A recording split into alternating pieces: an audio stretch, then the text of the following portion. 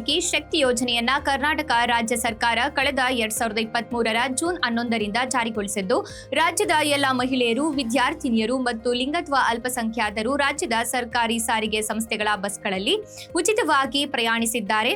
ಇಂದಿಗೆ 2 ವರ್ಷ ಪೂರೈಸಿದೆ ಎಂದು ಚಳ್ಳಕೆರೆ ವಿಧಾನಸಭಾ ಕ್ಷೇತ್ರದ ಶಾಸಕ ಟಿ. ರಘುಮೂರ್ತಿ ಹೇಳಿದ್ದಾರೆ. ಅವರು ನಗರದ ಕೆಎಸ್ಆರ್ಟಿಸಿ ಬಸ್ ನಿಲ್ದಾಣದಲ್ಲಿ ಆಯೋಜಿಸಿದ್ದ ಕಾರ್ಯಕ್ರಮದಲ್ಲಿ ಭಾಗವಹಿಸಿ ಮಾತನಾಡಿದರು. 5 ಗ್ಯಾರಂಟಿಗಳಲ್ಲಿ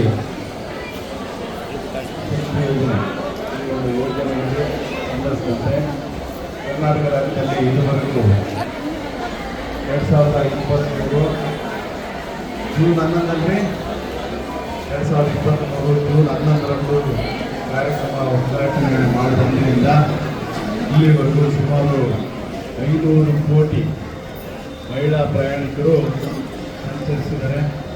ಅದನ್ನು ಈ ರಾಜ್ಯದ ಜನರಿಗೆ ತಿಳಿಸಬೇಕು ಅನ್ನೋ ಒಂದು ಉದ್ದೇಶದಿಂದ ಈ ಒಂದು ಕಾರ್ಯಕ್ರಮ ಇಡೀ ರಾಜ್ಯಾದ್ಯಂತ ಈ ಕಾರ್ಯಕ್ರಮ ನಡೀತಾ ಇದೆ. ಅದಕ್ಕೆ ಪೂರ್ವವಾಗಿ ಇವತ್ತು ಚಳ್ಳಕೆರೆಯಲ್ಲಿ ಕೂಡ ಈ ಕಾರ್ಯಕ್ರಮ ನಡೆದಿದೆ.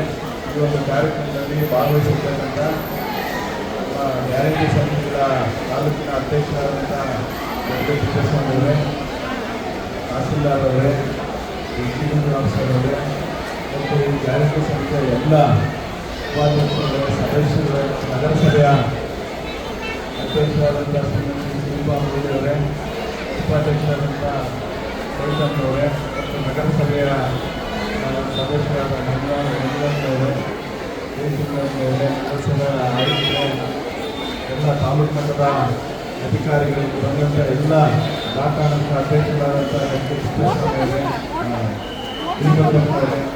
ನಮ್ಮ ಶಶಿಧರವರೇ,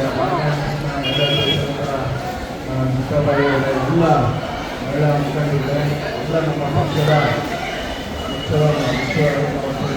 ವಿವಿಧ ಘಟಕಗಳ ಅಧ್ಯಕ್ಷಗಳೇ, ಸದಸ್ಯರುಗಳೇ, ಜನಪ್ರತಿನಿಧಿಗಳೇ ಮತ್ತು ಎಲ್ಲ ಇಲ್ಲಿ ಬಂದಂಥ ಸಾರ್ವಜನಿಕರು, ವಿಶೇಷವಾಗಿ ಈ ಸಾರಿಗೆ ಇಲಾಖೆಯ ಇಂದಿನ ಜವಾಬ್ದಾರಿ ಹೊತ್ತಂಥ ಅವರ ಎಲ್ಲ ಸಿಬ್ಬಂದಿ ವರ್ಗದವರೇ, ಸಾರ್ವಜನಿಕ ಮತ್ತು ಮಾಧ್ಯಮದ. ಇದೇ ಸಂದರ್ಭದಲ್ಲಿ ಗ್ಯಾರಂಟಿ ಸಮಿತಿಯ ಅಧ್ಯಕ್ಷ ಗದಿಗೆ ತಿಪ್ಪೇಸ್ವಾಮಿ ಮಾತನಾಡಿದರು. ಶಕ್ತಿ ಯೋಜನೆಯ ಸಂಭ್ರಮಾಚರಣೆ ಹಿನ್ನೆಲೆಯಲ್ಲಿ ಚಳ್ಳಕೆರೆ ಕೆಎಸ್ಆರ್ಟಿಸಿ ಬಸ್ ನಿಲ್ದಾಣವನ್ನ ಹೂವು, ತಳಿರು ತೋರಣಗಳಿಂದ ಸಿಂಗರಿಸಲಾಗಿತ್ತು. ಶಕ್ತಿ ಯೋಜನೆಗೆ ಸಂಬಂಧಿಸಿದ ಸಾಧನೆ ಬಿಂಬಿಸುವ ಫ್ಲೆಕ್ಸ್ಗಳನ್ನ ಬಸ್ ನಿಲ್ದಾಣ ಆವರಣದಲ್ಲಿ ಅಳವಡಿಸಲಾಗಿತ್ತು. ಇದೇ ಸಂದರ್ಭದಲ್ಲಿ ತಾಲೂಕು ದಂಡಾಧಿಕಾರಿಗಳಾದ ರೆಹನ್ ಪಾಷಾ, ಗ್ಯಾರಂಟಿ ಸಮಿತಿಯ ಅಧ್ಯಕ್ಷರಾದ ಗದಿಗೆ ತಿಪ್ಪೇಸ್ವಾಮಿ, ನಗರಸಭೆ ಅಧ್ಯಕ್ಷರಾದ ಶಿಲ್ಪಾ ಮುರಳೀಧರ್, ಉಪಾಧ್ಯಕ್ಷರಾದ ಕವಿತಾ ಬೋರಯ್ಯ, ಜಿಲ್ಲಾ ಪಂಚಾಯತ್ ನಾಮನಿರ್ದೇಶನ ಸದಸ್ಯರಾದ ರಂಗಸ್ವಾಮಿ, ನಗರಸಭೆ ಸದಸ್ಯರುಗಳು, ಬ್ಲಾಕ್ ಕಾಂಗ್ರೆಸ್ ಅಧ್ಯಕ್ಷರಾದ ವೀರಭದ್ರಯ್ಯ, ಶಶಿಧರ್, ಮಹಿಳಾ ಬ್ಲಾಕ್ ಕಾಂಗ್ರೆಸ್ ಅಧ್ಯಕ್ಷರಾದ ಗೀತಾಬಾಯಿ, ಮಹಿಳಾ ಮುಖಂಡರು, ಗ್ಯಾರಂಟಿ ಸಮಿತಿಯ ಸದಸ್ಯರುಗಳು, ಮುಖಂಡರು, ಕಾರ್ಯಕರ್ತರು ಹಾಗೂ ಸಾರ್ವಜನಿಕರು ಉಪಸ್ಥಿತರಿದ್ದರು.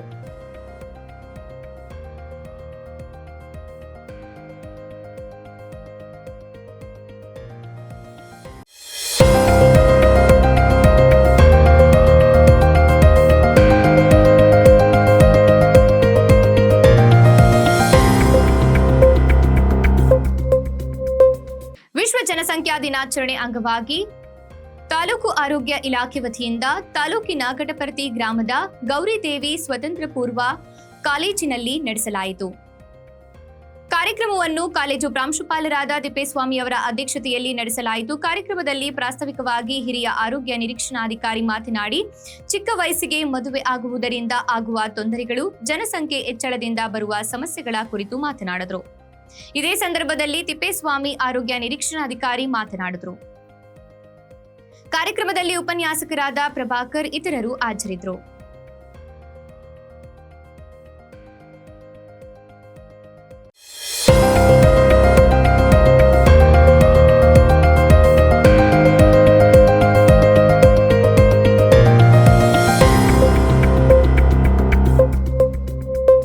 ಚಿತ್ರದುರ್ಗದ ಯುವಕರು ಆಕ್ರಮಣಕಾರಿ ಪ್ರವೃತ್ತಿ ಉಳ್ಳವರು ಎಂದು ಚಳ್ಳಕೆರೆ ನಿಕಟಪೂರ್ವ ತಹಶೀಲ್ದಾರ್ ಎನ್ ರಘುಮೂರ್ತಿ ಹೇಳಿದ್ದಾರೆ. ಅವರು ನಗರದ ಚಿತ್ರದುರ್ಗ ಸ್ಪೋರ್ಟ್ಸ್ ಕ್ಲಬ್ ವತಿಯಿಂದ ರಾಜ್ಯ ಮಟ್ಟದ ಹೊನಲು ಬೆಳಕಿನ ಪಂದ್ಯಾವಳಿಯಲ್ಲಿ ಮುಖ್ಯ ಅತಿಥಿಗಳಾಗಿ ಭಾಗವಹಿಸಿ ಮಾತನಾಡಿದ ಅವರು, ಕಬಡ್ಡಿ ಆಟ ತುಂಬಾ ಸಹಕಾರಿ. ಈ ಆಟದಲ್ಲಿ ಭಾಗವಹಿಸುವಂತಹ ಪ್ರತಿಯೊಬ್ಬ ಯುವಕರು ಮುಂದಿನ ದಿನಗಳಲ್ಲಿ ರಾಷ್ಟ್ರ ಮತ್ತು ಅಂತಾರಾಷ್ಟ್ರೀಯ ಮಟ್ಟದಲ್ಲಿ ಭಾಗವಹಿಸಿ ಈ ಚಿತ್ರದುರ್ಗಕ್ಕೆ ಕೀರ್ತಿ ತರಬೇಕು ಎಂದು ಆಶಿಸಿದ್ದಾರೆ.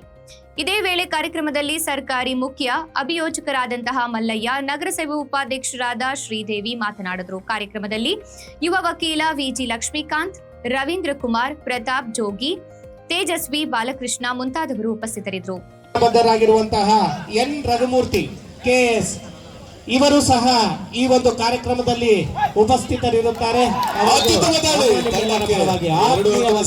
ಕೊಡುತ್ತೇವೆ.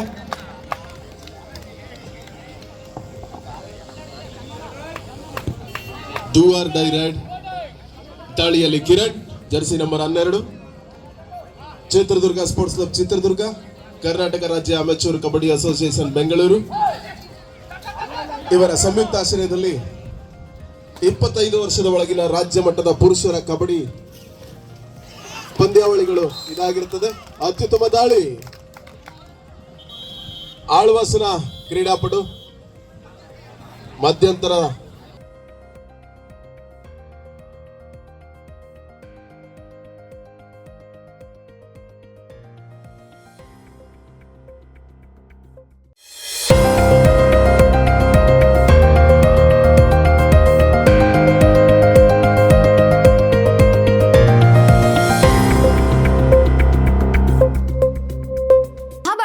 ಬರುವ ಕುಂತಿಯ ಪ್ರಾರ್ಥನೆ ನಮ್ಮದಾಗಬೇಕು ಎಂದು ಬೆಂಗಳೂರಿನ ಸ್ವಾಮಿ ವಿವೇಕಾನಂದ ಯೂತ್ ಮೂವ್ಮೆಂಟ್ನ ಶ್ರೀ ಸಂದೀಪ್ ವಸಿಷ್ಠ ಹೇಳಿದ್ದಾರೆ.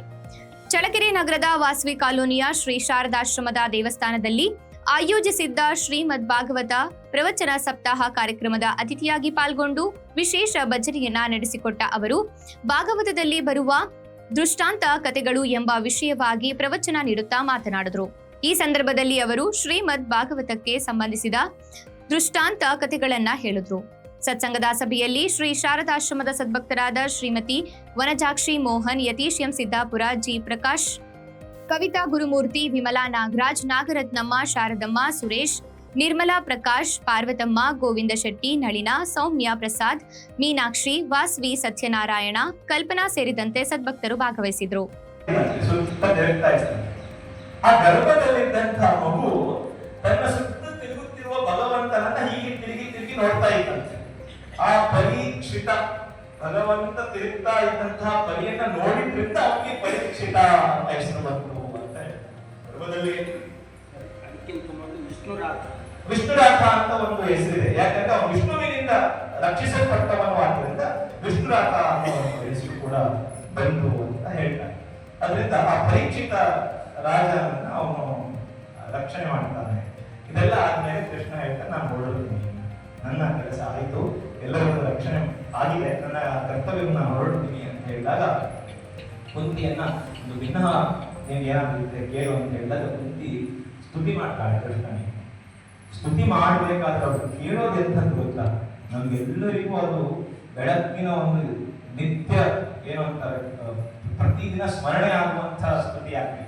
ಅವಳು ಕೇಳಿದಾಳೆ, ಭಗವಂತ ಯಾವಾಗಲೂ ನನಗೆ ವಿಪತ್ತು ಬರುತ್ತಿರುವ ಹಾಗೆ ಮಾಡು ಅಂತ ಕೇಳ್ತಾನೆ. ನಾವೆಲ್ಲ ಸಂಕಟ ಬಂದಾಗ ವೆಂಕಟರಮಣನ ಹತ್ರ ಹೋಗ್ತೀವಿ ಅಂತ ಈಗ ಹೇಳಿದ್ವಿ. ಆದ್ರೆ ಅವಳು ಕೇಳ್ತಾಳೆ, ನನಗೆ ಸದಾ ಸಂಕಟ ಬರುವ ಹಾಗೆ ಮಾಡು ಅಂತ. ಯಾಕೆ ಅಂತ ಅವಳು ಉತ್ತರ ಕೊಡ್ತಾಳೆ ಆ ಸ್ತುತಿಯಲ್ಲಿ. ಅವಳು ಹೇಳ್ತಾಳೆ, ಭಗವಂತ ಎಂತೆಂತ ಕಷ್ಟ ಬಂತು ನಮ್ಮ ಜೀವನದಲ್ಲಿ, ಹೌದಲ್ವಾ? ಆಲೋಚನೆ ಮಾಡಿ. ಈ ಕುಂತಿ ಏನೋ ತುಂಬಾ ಸುಪ್ಪತ್ತಿಗೆಯಲ್ಲಿದ್ದು ಒಂದ್ ಸ್ವಲ್ಪನೂ ಕಷ್ಟ ನೋಡಿದೆ, ಆಯ್ತಪ್ಪ ಒಂದ್ ಸ್ವಲ್ಪ ಕಷ್ಟದ ರುಚಿ ಹೇಗಿರುತ್ತೆ ನೋಡೋಣ ಅಂತ ಕಷ್ಟ ಕೊಡು ಅಂತ ಹೇಳುತ್ತಾ ಇಲ್ಲ ಅಲ್ವಾ? ಆಲೋಚನೆ ಮಾಡಿ, ತನ್ನ 13ನೇ ವಯಸ್ಸಿನಿಂದ ಅವಳು ಕಷ್ಟವನ್ನು ಪಟ್ಟಿದ್ದಾಳೆ, ನಾನಾ ರೀತಿಯ ಕಷ್ಟ. ಹೌದು, ಯೌವನದಲ್ಲಿ ಗಂಡನನ್ನ ಅವಳು ಭೇಟಿ ಆಗ್ಲಿಕ್ಕೆ ಆಗಲಿಲ್ಲ, ಋಷಿಶಾಪ. ಹೌದಾ? ಕರ್ಣನನ್ನ ಹಾಗೆ ಹೇಳಬೇಕಾಗಿತ್ತು, ದೇವತೆಗಳಿಂದ ಮಕ್ಕಳನ್ನ ಪಡಿಬೇಕಾಗಿತ್ತು, ಮತ್ತೆ ಜನರಿಂದ ಮಾತನ್ನ ಕೇಳಬೇಕಾಗಿತ್ತು. ಅದಾದ್ಮೇಲೆ ಮಕ್ಕಳನ್ನ ಸುಮ್ಮನೆ ಬಿಟ್ಟರೆ ದಯಾದಿಗಳು ಎಂತೆಂಥ ಕಷ್ಟಗಳು, ವಿಷ ಹಾಕಿ ಬಂದರು.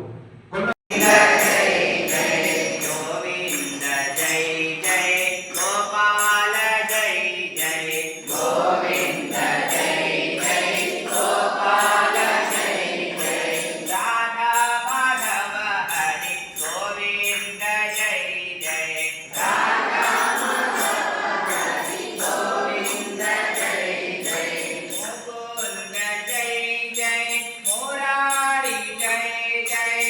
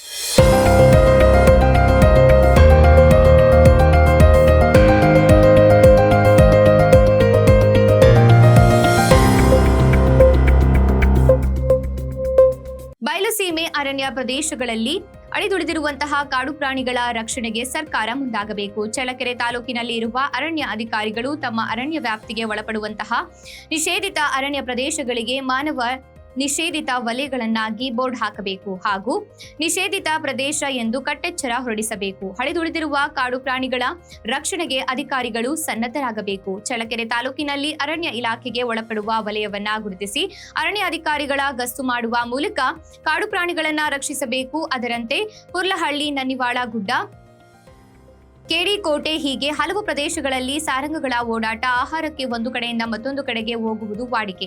ಅದರಂತೆ ರಕ್ಷಣೆ ಅತಿ ಮುಖ್ಯವಾಗಿದೆ. ಬೇಟೆಗಾರರನ್ನ ಹತ್ತಿಕ್ಕಲು ಅರಣ್ಯ ಅಧಿಕಾರಿಗಳು ಗಸ್ತು ಹಾಗೂ ನಿಷೇಧಿತ ವಲಯಗಳಿಗೆ ಮಾನವ ನಿಷೇಧಿತ ಎಂದು ನಾಮಫಲಕಗಳನ್ನು ಹಾಕುವುದರ ಮೂಲಕ ನಿಷೇಧಿತ ವಲಯಗಳಿಗೆ ನಿರ್ಬಂಧಿಸಬೇಕು. ಕಾಡು ಪ್ರಾಣಿಗಳನ್ನ ರಕ್ಷಿಸಬೇಕು ಎಂದು ವನ್ಯಜೀವಿ ಸಂರಕ್ಷಣಾ ಹಿತಾಸಕ್ತಿ ತಂಡ ಹಾಗೂ ಸಾರ್ವಜನಿಕರ ಒಕ್ಕೊರಲು ಆಗಿದೆ.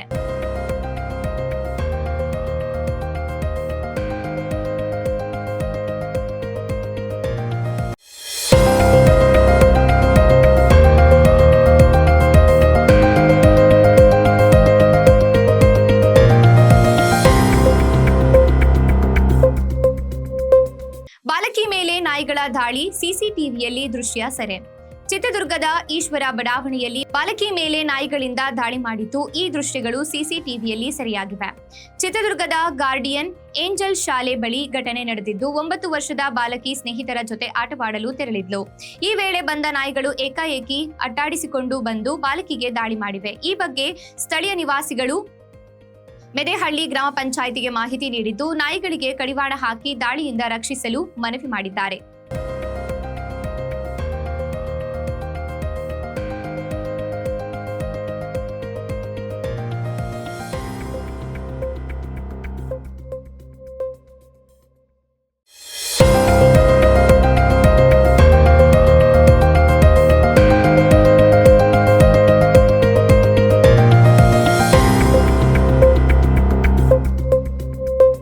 ಬಲಿಷ್ಠ ಕುರಿಗಳು ಸಿಕ್ಕರೆ ಖರೀದಿಸಲು ನಾವು ಸಿದ್ಧ. ಬಲಿಷ್ಠ ಉತ್ತಮ ಕುರಿಗಳು ಸಿಕ್ಕರೆ ಖರೀದಿಸಲು ನಾವು ಸಿದ್ಧ ಎಂದು ಚಿತ್ರದುರ್ಗ ಲೋಕಸಭಾ ಸದಸ್ಯ ಗೋವಿಂದ ಎಂ ಕಾರಜೋಳ ಹೇಳಿದ್ದಾರೆ. ಚಿತ್ರದುರ್ಗದಲ್ಲಿ ಇಂದು ಮಾಧ್ಯಮಗಳೊಂದಿಗೆ ಮಾತನಾಡಿ ಕಾಂಗ್ರೆಸ್ನ 55 ಶಾಸಕರ ಖರೀದಿ ವಿಚಾರಕ್ಕೆ ಸಂಬಂಧಿಸಿದಂತೆ ಮೇಲಿನಂತೆ ಪ್ರತಿಕ್ರಿಯಿಸಿ ಶಾಸಕರನ್ನ ಕುರಿಗಳಿಗೆ ಹೋಲಿಸಿದ್ದಾರೆ. ಕಾಂಗ್ರೆಸ್ನಲ್ಲಿ ಖರೀದಿ ಮಾಡುತ್ತಾರೆ ಎಂದು ಕುರಿಗಳಂತೆ ಕಾಯುತ್ತಿದ್ದಾರೆ. ಮಾರುಕಟ್ಟೆಗೆ ಬರುವ ಕುರಿಗಳನ್ನೆಲ್ಲ ಖರೀದಿಸಲು ಆಗಲ್ಲ ಎಂದಿದ್ದಾರೆ. ಯಾರು ಖರೀದಿ ಮಾಡೋರು ಬಂದು ಖರೀದಿ ಮಾಡ್ರಿ ಅಂತ ಕೇಳ್ತಾ ಇದ್ದಾರೆ. ಅವ್ರು 55 ಮಂದಿ, ನನಗೆ ಗೊತ್ತಿಲ್ಲ. ಅದನ್ನ ಹುನಗುಂದ ಶಾಸಕರಿಗೆ ನೀವು ಪಟ್ಟಿ ಕೇಳ್ಬೇಕು, ಪಟ್ಟಿ ರಿಲೀಸ್ ಮಾಡ್ಲವ್. ಹುನಗುಂದ ಶಾಸಕರಿಗೆ ನಾನು ಆಗ್ರಹ ಮಾಡ್ತೀನಿ, ನಾನು ಅದೇ ಜಿಲ್ಲೆವ, ದಯವಿಟ್ಟು 55 ಶಾಸಕರ ಪಟ್ಟಿ ರಿಲೀಸ್ ಮಾಡಬೇಕು ಅಂತ ಆಗ್ರಹ. ನಾನೇನು ಹೇಳೋದು, ಈಗ ಕುರಿ ಸಂತೆ ಆಗ್ತದೆ ಎಲ್ಲೇ ಚಿತ್ರದುರ್ಗದಾಗ. ಕುರಿ ಯಾವುದು ಯೋಗ್ಯ ಅದ ಅದನ್ನ ನೋಡಿ ಪರ್ಚೇಸ್ ಮಾಡ್ತಾರ, ಹಾಗೆ ಮಾಡ್ತಾರ. ಅಲ್ಲ, ಯೋಗ್ಯ ಇದ್ದದ್ದು ಅಂದ್ರ ಇವತ್ತು ಸಾರ್ವಜನಿಕ ಜೀವನದಲ್ಲಿ ಇರ್ಲಿಕ್ಕೆ ಯೋಗ್ಯ ಇರ್ತಕ್ಕಂಥವು, ಸಮಾಜ ಸೇವೆ ಮಾಡ್ತಕ್ಕಂಥ, ಸಾಮಾಜಿಕ ಕಳಕಳಿ ಕಾಳಜಿ ಇರ್ತಕ್ಕಂಥ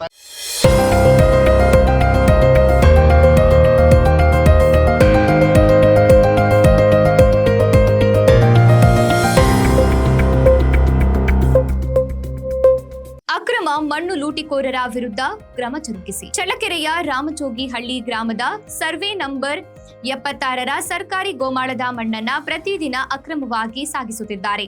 ಅಕ್ರಮವಾಗಿ ಮಣ್ಣು ಲೂಟಿ ಮಾಡುತ್ತಿರುವವರ ವಿರುದ್ಧ ಕಾನೂನು ಕ್ರಮ ಜರುಗಿಸಬೇಕು ಎಂದು ಗ್ರಾಮಸ್ಥರು ಒತ್ತಾಯಿಸಿದ್ದಾರೆ. ಇಂದು ಲೋಕಲ್ ಆಪ್ ಜೊತೆ ಮಾತನಾಡಿ ಅಕ್ರಮ ಮಣ್ಣು ಸಾಗಾಟದಿಂದ ಪ್ರಾಕೃತಿಕ ಸಂಪತ್ತು ನಾಶವಾಗುತ್ತಿದೆ. ಹೀಗಾಗಿ ಮಣ್ಣನ್ನ ಅಕ್ರಮ ಸಾಗಿಸುವವರ ವಿರುದ್ಧ ಕೂಡಲೇ ಕ್ರಮ ಜರುಗಿಸುವಂತೆ ಆಗ್ರಹಿಸಿದ್ದಾರೆ.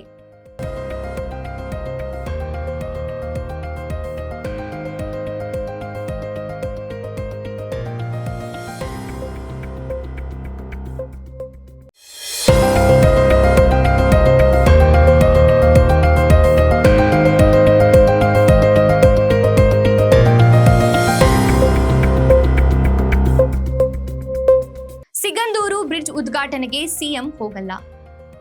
ಸಿಗಂದೂರು ಬ್ರಿಡ್ಜ್ ಉದ್ಘಾಟನಾ ಕಾರ್ಯಕ್ರಮಕ್ಕೆ ಸಿಎಂಗೆ ಲೇಟ್ ಆಗಿ ಮಾಹಿತಿ ಹೇಳಿದ್ದಾರೆ. ಈ ಮೊದಲೇ ಇಂಡಿ ಕ್ಷೇತ್ರದಲ್ಲಿ ಕಾರ್ಯಕ್ರಮ ನಿಗದಿಯಾಗಿದೆ. ಅವರ ಪರವಾಗಿ ನಾನು ಕಾರ್ಯಕ್ರಮಕ್ಕೆ ಹಾಜರಾಗ್ತೇನೆ ಎಂದು ಲೋಕೋಪಯೋಗಿ ಸಚಿವ ಸತೀಶ್ ಜಾರಕಿಹೊಳಿ ಹೇಳಿದ್ದಾರೆ. ಚಿತ್ರದುರ್ಗದಲ್ಲಿ ಮಾಧ್ಯಮಗಳೊಂದಿಗೆ ಮಾತನಾಡಿ, ಸಿಎಂ ಅನ್ನ ಕರೆದಿದ್ದಾರೆ, ಬಿಟ್ಟಿದ್ದಾರೆ ಗೊತ್ತಿಲ್ಲ. ಕೇಂದ್ರ ಸಚಿವರು ಬರುತ್ತಿದ್ದಾರೆ, ಅವರಿಗಾಗಿ ಭಾಗಿಯಾಗುತ್ತೇನೆ. ಸಿಎಂ ನಾಳಿನ ಕಾರ್ಯಕ್ರಮಕ್ಕೆ ಹೋಗಲ್ಲ ಎಂದಿದ್ದಾರೆ.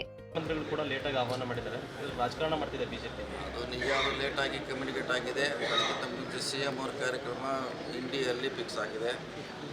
ಹೀಗಾಗಿ ಅವ್ರು ಬರ್ತಾ ಇಲ್ಲ. ನಾವು ಅದ್ರ ಪರವಾಗಿ ಅಟೆಂಡ್ ಮಾಡ್ತೀವಿ. ಇದು ಕರೆದಿದ್ದಾರೆ ಬಿಟ್ಟಿದ್ದಾರೆ ಅದು ಬೇರೆ ಪ್ರಶ್ನೆ. ನಮ್ಮ ರಾಜ್ಯದಲ್ಲಿ ಆಗ್ತಾ ಇದೆ. ಈಗ ಅವರು ಕೇಂದ್ರ ಸಚಿವರು ಬರ್ತಾ ಇದ್ದಾರೆ. ಅವ್ರಿಗೆ ಗೌರವ ಕೊಡಲಿಕ್ಕೆ ನಾವು ಕೂಡ ಘಟನೆಯಲ್ಲಿ ಭಾಗಿಯಾಗ್ತಾ ಇದ್ದೀವಿ. ಮುಖ್ಯಮಂತ್ರಿಗಳು ಬೇರಾಗ್ತಾರೆ ಇಲ್ಲ, ಅವ್ರು ಬರೋಲ್ಲ. ಅವ್ರದ್ದು ಆಲ್ರೆಡಿ ಫಿಕ್ಸ್ ಆಗಿದೆ. ಇಂಡಿಗೆ ಹೋಗ್ತಾ ಇದ್ದಾರೆ. ಅದು ಮುಂಚೆನೇ ಫಿಕ್ಸ್ ಆಗಿದೆ. ಇದು ಆಗಿದ್ದು 4 ದಿನಗಳ ಹಿಂದೆ ಆಗಿದೆ.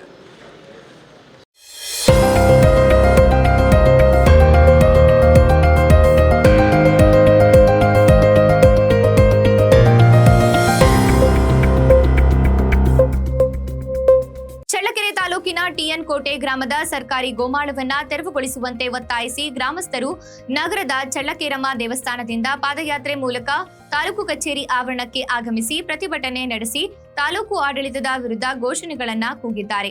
ಈ ವೇಳೆ ಮಾತನಾಡಿದ ಹೋರಾಟಗಾರ ರಂಗಸ್ವಾಮಿ, ತಾಲೂಕಿನ ಟಿಎನ್ ಕೋಟೆ ಗ್ರಾಮದ ಸರ್ವೆ ನಂಬರ್ 70ರಲ್ಲಿ 23.37 ಎಕರೆ, 71ರಲ್ಲಿ 54.2 ಎಕರೆ, 72ರಲ್ಲಿ 12.33 ಎಕರೆ, 45ರಲ್ಲಿ 47.9 ಎಕರೆ, ಒಟ್ಟು 137 ಎಕರೆ 31 ಗುಂಟೆ ಸರ್ಕಾರಿ ಗೋಮಾಳವಿದ್ದು, ಇದರಲ್ಲಿ ಕೆಲವರು ಅಕ್ರಮವಾಗಿ ಒತ್ತುವರಿ ಮಾಡಿಕೊಂಡಿದ್ದು, ಈ ಅಕ್ರಮ ಒತ್ತುವರಿಯನ್ನ ತೆರವುಗೊಳಿಸಿ ಒಟ್ಟು 137.31 ಸರ್ಕಾರಿ ಗೋಮಾಳವನ್ನ ಹದ್ದುಬಸ್ತು ಮಾಡಿಕೊಂಡು ಸರ್ಕಾರ ತನ್ನ ಆಸ್ತಿಯನ್ನ ಉಳಿಸಿಕೊಳ್ಳಬೇಕಾಗಿದೆ. ಟಿಎನ್ ಕೋಟೆ ಗ್ರಾಮ ಪಂಚಾಯಿತಿ ಕೇಂದ್ರವಾಗಿದ್ದು, ಸದರಿ ಗ್ರಾಮದಲ್ಲಿ 5,000ಕ್ಕೂ ಹೆಚ್ಚು ಜನಸಂಖ್ಯೆ ವಾಸ ಮಾಡುತ್ತಿದ್ದು, ನಿವೇಶನ ಸಮಸ್ಯೆಗಳಿಂದಾಗಿ ಚಿಕ್ಕ ಮನೆಗಳಲ್ಲಿ 2-3 ಕುಟುಂಬಗಳು ವಾಸ ಮಾಡುತ್ತಿದ್ದಾರೆ. 2014ರಲ್ಲಿ ನಿವೇಶನದ ಉದ್ದೇಶಕ್ಕಾಗಿ ಸರ್ವೆ ನಂಬರ್ 71ರಲ್ಲಿ 8 ಎಕರೆಯನ್ನ ಮಂಜೂರು ಮಾಡಿದ್ದು, ಗ್ರಾಮದಲ್ಲಿ ನಿವೇಶನ ರಹಿತರು ಹೆಚ್ಚಾಗಿರುವುದರಿಂದ ಹೆಚ್ಚುವರಿಯಾಗಿ ನಿವೇಶನ ಉದ್ದೇಶಕ್ಕಾಗಿ ಭೂಮಿ ಬೇಕಾಗಿದೆ. ಸರ್ಕಾರಿ ಗೋಮಾಳದಲ್ಲಿ ಅಕ್ರಮವಾಗಿ ಒತ್ತುವರಿ ಮಾಡಿಕೊಂಡಿರುವುದನ್ನು ತೆರವುಗೊಳಿಸಿ ನಿವೇಶನ ರಹಿತರಿಗೆ ಹಾಗೂ ಭೂರಹಿತರಿಗೆ ನ್ಯಾಯ ಒದಗಿಸಿಕೊಡಬೇಕು. ತಹಶೀಲ್ದಾರ್ ಅವರು ಕೂಡಲೇ ಗ್ರಾಮಕ್ಕೆ ಭೇಟಿ ನೀಡಿ ಅಲ್ಲಿನ ಪರಿಸ್ಥಿತಿಯನ್ನ ಅವಲೋಕಿಸಿ ಗ್ರಾಮಸ್ಥರಿಗೆ ನ್ಯಾಯ ದೊರಕಿಸಿಕೊಡಬೇಕು ಎಂದು ಒತ್ತಾಯಿಸಿದ್ದಾರೆ. ಈ ಸಂದರ್ಭದಲ್ಲಿ ತಹಶೀಲ್ದಾರ್ ರೆಹನ್ ಪಾಷಾ ಮಾತನಾಡಿ, ಟಿಎನ್ ಕೋಟೆ ಗ್ರಾಮದಲ್ಲಿ ಗೋಮಾಳ ಒತ್ತುವರಿಯ ಬಗ್ಗೆ ದಾಖಲೆಗಳನ್ನು ಪರಿಶೀಲಿಸಿ ಸರ್ಕಾರದ ನಿಯಮಾವಳಿಗಳ ಪ್ರಕಾರ 1 ತಿಂಗಳಲ್ಲಿ ಸಮಸ್ಯೆ ಬಗೆಹರಿಸಲಾಗುವುದು ಎಂದು ಭರವಸೆ ನೀಡಿದ್ದಾರೆ. ಈ ಸಂದರ್ಭದಲ್ಲಿ ಮಾಜಿ ಗ್ರಾಮ ಪಂಚಾಯಿತಿ ಸದಸ್ಯ ಚಿಕ್ಕೇಗೌಡ ಮಾಲತಿ, ಚಿಕ್ಕೇಗೌಡ ಬಸವರಾಜ್, ರಾಮಕೃಷ್ಣಪ್ಪ, ಓಂಕಾರ್ ಮೂರ್ತಿ, ತಿಪ್ಪೇಸ್ವಾಮಿ ಸೇರಿದಂತೆ ಗ್ರಾಮಸ್ಥರು ಪ್ರತಿಭಟನೆಯಲ್ಲಿ ಭಾಗವಹಿಸಿದರು. ಸರ್ಕಾರಿ ಗೋಮಾಳವನ್ನು ತೆರವುಗೊಳಿಸಿದ ದುರಂಕಾರಿ ಅಧಿಕಾರಿಗಳಿಗೆ ರಕ್ಷಿಸಿ ರಕ್ಷಿಸಿ ರಕ್ಷಿಸಿ ರಕ್ಷಿಸಿ ರಕ್ಷಿಸಿ ರಕ್ಷಿಸಿ ಅದನ್ನ ತೆರವು ಮಾಡಬೇಕು. ಯಾರಿಗೆ ನಿವೇಶನ ಇಲ್ವೋ ಅವ್ರಿಗೆ ನಿವೇಶನ ಕೊಡಬೇಕು. ಯಾರು ಭೂಮಿಗೆ ಅರ್ಜಿ ಹಾಕಿದಾರೋ, ಬಡವರು ಅರ್ಜಿ ಹಾಕಿದಾರೋ ಅವರಿಗೆ 1 ಎಕರೆ 2 ಎಕರೆ ಸರ್ಕಾರದಿಂದ ಏನು ಅವಕಾಶ ಇದೆ ಅದನ್ನ ಕೂಡಲೇ ಕೊಡಬೇಕು. ಆಗುತ್ತೆ ಇಲ್ಲ ಅದು ಕೊಡಕ್ಕೆ ಆಗುತ್ತೆ. ನಾನು ಹೇಳ್ತಾ ಇದ್ದೆ ನೋಡಿ, ನಾನು ವರ್ಷಕ್ಕೋಸ್ಕರ ನಾವೇ ಬರ್ಬೇಕಾಯ್ತು. ಇಷ್ಟು ಜನ ಕೆಲಸ ಕೆಡಿಸ್ಕೊಂಡು ನಿಮ್ಮ ಜಾಗನ ನೀವು ರಕ್ಷಣೆ ಮಾಡ್ಕೊಂಡ್ರಿ ಅಂತ ನಾವು ಇಲ್ಲಿ ಏನು ತಾಲೂಕು ಆಡಳಿತ ಮನವಿ ಸಲ್ಲಿಸಿದ್ರು ಸಹ ತೆರವು ಮಾಡ್ರಿ, ಈ ತರ ಒತ್ತುವರಿ ಮಾಡಿದ್ದಾರೆ ಅಂತ ಮನವಿ ಸಲ್ಲಿಸಿದ್ರು ಸಹ ಇಲ್ಲೇವರೆಗೂ ತೆರವು ಮಾಡಿದರೆ ಮನವಿಗೆ ಸ್ಪಂದಿಸ್ತಲೇ ದುರಂಕಾರಿ ಒತ್ತಡ